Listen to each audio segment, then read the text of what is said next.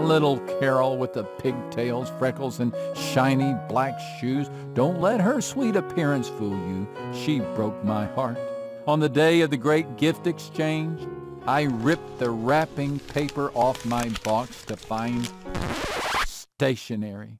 Brown envelopes with folded note cards and a picture of a cowboy lassoing a horse. What 10-year-old boy uses stationery? There's a term for this kind of gift: obligatory.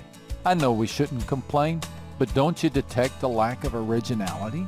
And yet when a person gives a genuine gift, don't you cherish the presence of a gift just for you?